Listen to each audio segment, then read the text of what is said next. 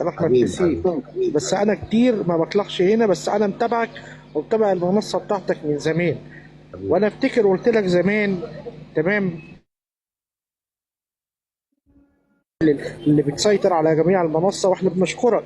حبيبي. بنشكرك كل اللي زيك بيدافعوا عن مصر وعن السيدات والرجال والاطفال، تمام، المحاربه داخليه وخارجيه، ونحن نعلم بكذلك وانت تعلم بكذلك. اللي انت مستمر دائما على التواصل الاجتماعي بالنسبه للمنصه دي، اكتشفنا حاجات كتير. استمر، ونحن معاكم على قلب الرجل الواحد زي ما قال الرئيس عبد الفتاح السيسي. واحنا كلنا مصريين داخليا وخارجيا، وكل اشكرك. نقبض على الفساد، ونقبض على اللي بيدمروا شبابنا ويدمروا عقول شبابنا ونسائنا واطفالنا من عن طريق غسيل الاموال اللي بيحصل. تمام، ده بالظبط بالدقه، وانا متابعك بالفعل، وكل اللي بيحصل فعلا ورا المجموعه 8200 اللي هي بتحاول تستغل الشباب يا عيني اللي هي تحت الصفر، او الشباب يا عيني بتحاول تجندها، او النساء والاطفال. خدوا بالكم يا مصريين، خدوا بالكم اخواتنا العرب، ما تحاولوش تدوا لا اعلم بامواله او مصدر امواله ايه. يلا خليكوا ورا السيد عمر، خدت بال حضراتكم، خليكوا ورا الاستاذ وائل، حد كويس، وان شاء الله ربنا يوفقكم باذن الله.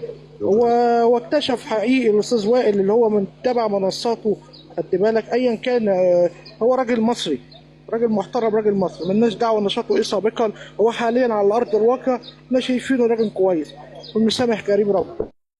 شكرا يا استاذ احمد، شكرا يا استاذ احمد، الله. شكرا يا احمد بيه. اللهم صل على محمد وعلى ال محمد كما صليت على ابراهيم وعلى ال ابراهيم، وبارك اللهم على محمد وعلى ال محمد كما باركت على ابراهيم وعلى ال ابراهيم في العالمين انك حميد مجيد. اللهم رب هذه الدعوه التامه والصلاه القائمه ات سيدنا محمدا الوسيله والفضيله، وابعثه اللهم المقام المحمود الذي وعدته انك لا تخلف الميعاد.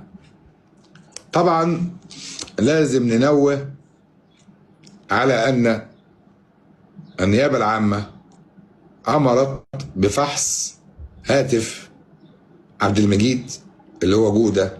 اول مره اسمع اسم عبد المجيد ده، وكل شيء هيبان يا عمر اذا كان دعم ولا مراسلات ليك ولغيرك يا حبيبي، ليك والايه ولغيرك يا حبيبي. طيب، محضر التحقيق في تمام الساعة 2 مساء بسرايا النيابة وكيل النائب العام.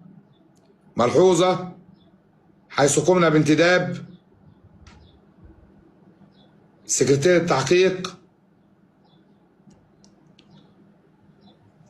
وأثناء تواجده بسرايا النيابة عرض علينا المحضر رقم 567 14152 لسنة 2026، جنايات أول المنتزه، للتحقيق والتصرف بمطالعة الأوراق. تبين أنه مؤرخ بتاريخ 10/6/2026 بمعرفة الرائد معاون مباحث.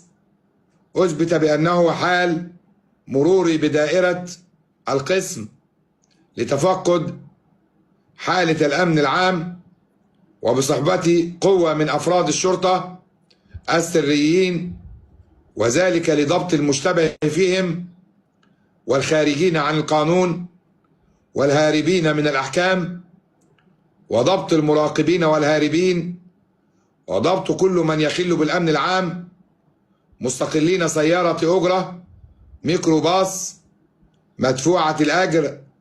وحال مرورنا بمنطقة ميامي دائرة القسم قمنا بترك السيارة جانبا من الطريق بشارع اسكندرية إبراهيم اسكندر إبراهيم، ونزلنا منه جميعا وترجلنا، ومن خلف القوة السرية شاهدنا المدرج بالكارت الفني والصور تحت رقم 21156 على 13 جيم عبد المجيد صبري عبد المجيد سرحان، من مواليد 1981، ومقيم في قرية منية سلامة مركز الرحمانية محافظة البحيرة، وحاليا شارع اسكندرية إبراهيم ميامي أول منتزه.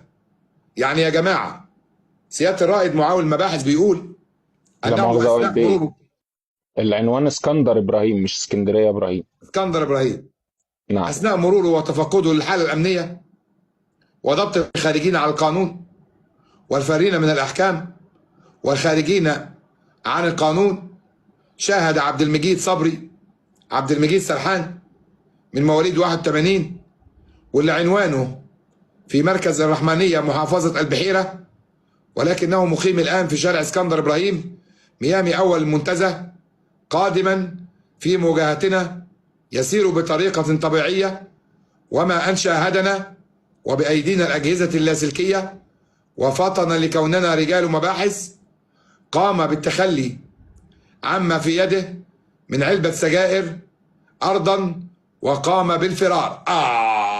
هنا ملعبك بقى يا شاطر، هنا يا جماعة ملعب شاطر صراحة بقى.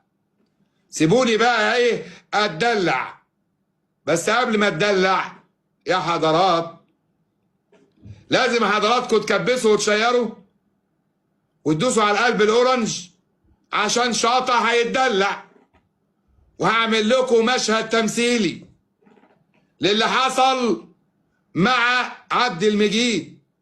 ومين هو عبد المجيد؟ ده جودة صبري يا جماعة، جودة شبشب يا جماعة. حد يجيب الشماعة اللي بيدعمه عمر المحبة الفلسطيني الأردني المقيم على الأراضي الإماراتية يا جماعة.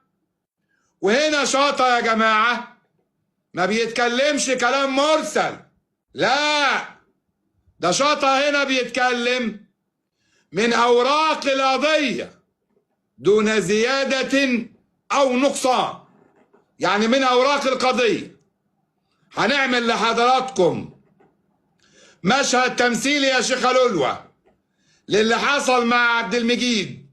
ولما تقول لي مين هو عبد المجيد أختنا منى فهمي أقول لك عبد المجيد ده جودة صبري بتاع المخدرات والسب والقذف اللي بيدعمه عمر المحبة المقيم في دولة الإمارات وعلى الأراضي الإماراتية، هاتك الأعراض وسابب النساء ومركب الصور للأموات والأحياء، واللي تعرض لكل الناس ومنهم السيد أحمد وهبة. سيادة الرائد معاون المباحث في اسم أول المنتزه، حضراتكم عارفين إن دولة رئيس الوزراء بيدي دايما أوامر للسادة الوزراء ومنهم وزير الداخلية لضبط الأمن والأمان والحالة الأمنية في الشارع المصري.